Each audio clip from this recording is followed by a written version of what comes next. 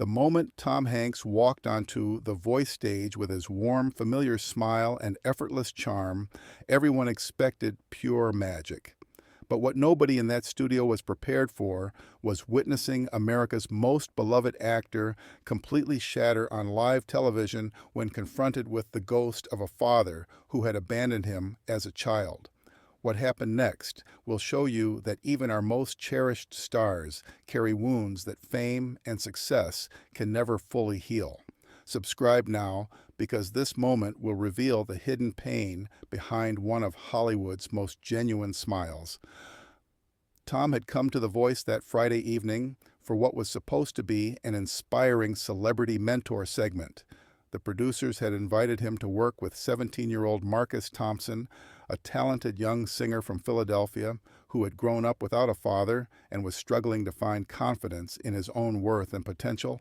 The plan was perfectly suited to Tom's natural warmth and wisdom, share his journey from struggling young actor to Hollywood legend, offer encouragement about perseverance and believing in yourself, and create one of those memorable television moments that would inspire Marcus and viewers alike to never give up on their dreams.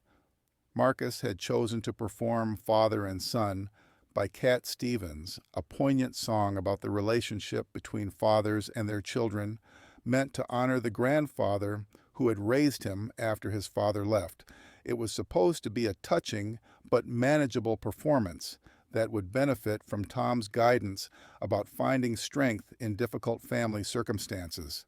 Tom sat comfortably in the red coach chair that had been set up for him, chatting with his characteristic sincerity with Blake Shelton about Marcus's upcoming performance. His presence radiated the same genuine kindness that had made him one of the most respected figures in entertainment for over 4 decades. Marcus reminds me of myself at that age, Tom told Blake with his signature thoughtful delivery, trying to figure out who you are when the people who are supposed to guide you aren't there. Sometimes we have to become our own fathers, create the support system we wish we'd had growing up. Blake was clearly moved by Tom's insight and generous spirit. That's exactly what this kid needs to hear. He's incredibly talented, but he doesn't believe in himself because he's never had a father figure tell him he was worth believing in.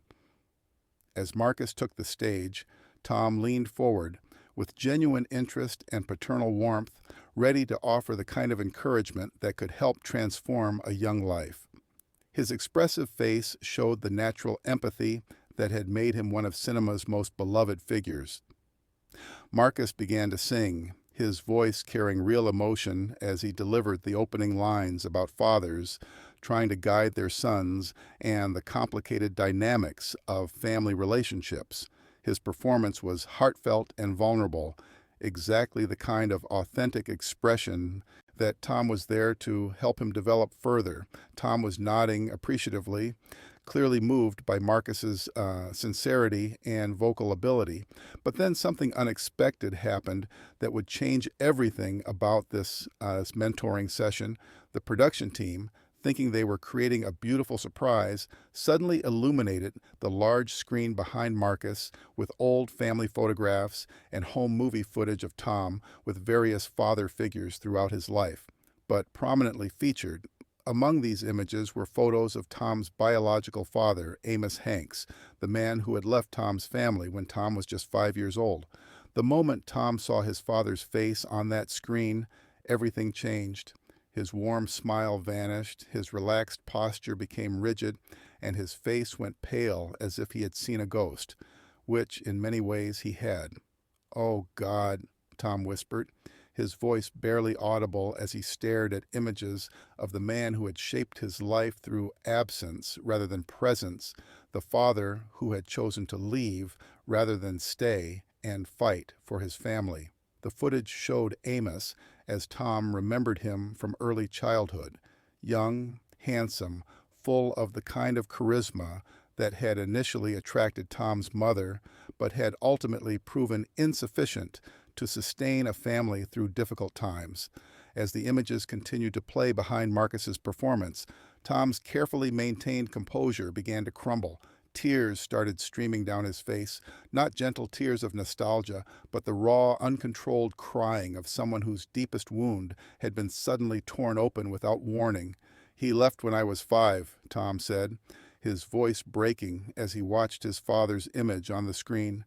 "Just walked away from us like we didn't matter, like I didn't matter. I spent my whole childhood wondering what I had done wrong, what was so terrible about me that my own father couldn't stay." Marcus, still performing, noticed Tom's distress, and his own voice began to waver as he saw America's dad, figure struggling with what was clearly devastating emotional pain. The inspiring mentor segment was turning into something much more painful and complex than anyone had anticipated. Tom suddenly stood up from his chair, but his legs gave out beneath him.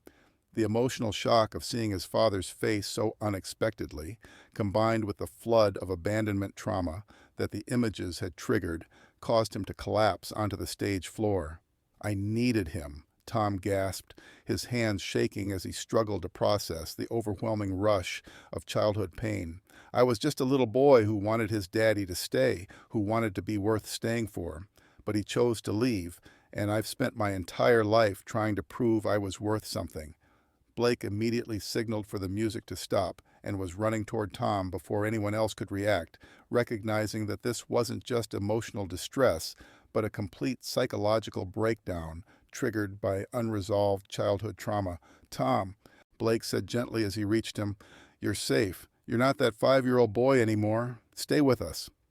But Tom was lost in the memories that seeing his father's face had triggered, experiencing the same abandonment and worthlessness he had felt as a child, watching his father pack his bags and walk away forever. "I became an actor because I wanted him to see me, to notice me, to, maybe come back if I became famous enough," Tom whispered through his tears. "Every movie, every award, every success was me trying to get loud enough for him to hear me and realize he'd made a mistake leaving." The studio had fallen completely silent as everyone processed what they were witnessing. This was Tom Hanks, America's dad, the man who had played countless father figures and represented stability and goodness to millions, revealing that he had been driven by the absence of his own father's love. Blake knelt beside Tom, understanding that he was experiencing a full emotional breakdown triggered by decades of unprocessed abandonment issues. "Tom, talk to me about your dad. What happened after he left?" "He just disappeared," Tom said, his voice filled with the confusion and hurt of a child who had never understood why his father chose to leave. "No calls, no visits, no explanation. My mom did her best to raise us alone. But I always wondered if things would have been different, if I had been a better son, if I had been worth staying for."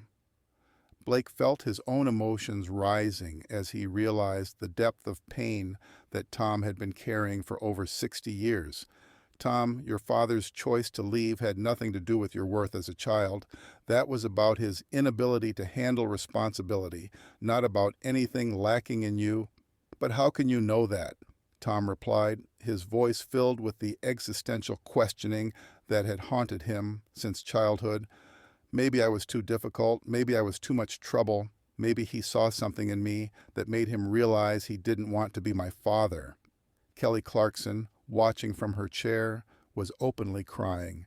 "Tom, children are never responsible for their parents' failures. Your father's abandonment was his loss, not your failure," John Legend added, his voice thick with emotion. "The man who has brought so much joy and inspiration to millions of people, who has become a father figure to an entire generation, that man was worthy of his father's love from the very beginning." Marcus, still standing at the microphone, was watching the scene unfold with his own eyes full of tears. "Mr. Hanks," he said softly, "my dad left too when I was 7. But watching your movies, seeing how you played fathers on screen, you taught me what a good dad should look like, even though I never had one." Tom looked up at Marcus through his tears, seeing his own childhood abandonment reflected in this young man's eyes. "How do you deal with it?" Tom asked. "How do you build a life when the first person who was supposed to love you unconditionally chose to leave instead?" "By becoming the person I needed when I was that scared kid," Marcus replied, And you did that, Mr. Hanks. You became the father that millions of kids needed, even kids who had their own dads. Tom's breathing began to slow as he focused on Marcus's words and Blake's steady presence beside him. I've spent my entire career playing fathers, trying to understand what good fathers do, because I never had a model for it. Every father I played was me trying to figure out how to be the dad I never had. Blake helped Tom to a more comfortable position. Tom, there's nothing wrong with using your pain to help others. You turned your father's abandonment into a gift for millions of families. That's not trying to win approval from someone who's gone. That's creating love where there wasn't any before. But what if he's out there somewhere, Tom asked, voicing a fear that had controlled parts of his life for decades. What if he's alive and just doesn't care enough to reach out? What if my success still isn't enough to make him want to know me? Blake looked directly into Tom's eyes. Tom, if your father is still alive and hasn't reached out to one of the most beloved figures in America, that tells you everything you need to know about his limitations, not yours. You don't need his validation anymore. You've become the man you needed him to be. Blake stood up and helped Tom to his feet, making sure he was steady. Tom, would you like to hear Marcus finish his song? I think both of you might benefit from hearing a song about fathers and sons sung by someone who understands what it means to create your own definition of family. Tom nodded slowly, understanding that this moment was about more than just his own abandonment issues. Marcus, I'm sorry for interrupting your performance. Would you mind singing that song again? I think I need to hear it as someone who learned to be his own father. As Marcus began to sing father and son again, Tom listened with new ears, hearing not just lyrics about complicated family relationships, but understanding the deeper message about how we can choose to break cycles of abandonment and create the love we never received. Marcus's voice carried new weight as he sang about the choice to be different, to be better, to create the relationships we wish we'd had, even when we have to build them from scratch. When Marcus finished, the applause was profound and respectful, recognizing that they had witnessed something authentic about healing, about choosing to create love rather than perpetuate abandonment. Tom walked to Marcus and embraced him, two people who had been abandoned by their fathers but had chosen to use that pain to create something better for others. "Thank you," Tom whispered. "You reminded me that being abandoned doesn't mean we're unworthy of love. It means we have to become the source of love we never had." The segment became one of the most powerful moments in television history, sparking conversations about father wounds, about how childhood abandonment shapes adult lives, and about the choice to create love rather than perpetuate pain. Tom later said that the experience changed his understanding of his own career and motivations. "I realized that night that every father I ever played wasn't me trying to win my dad's approval. It was me trying to give other children the father I never had. That's not weakness, that's purpose." Because sometimes the people who seem the most whole are the ones who've learned to create wholeness from brokenness. Sometimes the best fathers are the ones who never had good fathers themselves. And sometimes seeing the face of someone who abandoned you can remind you that your greatest strength came from learning to love yourself in their absence.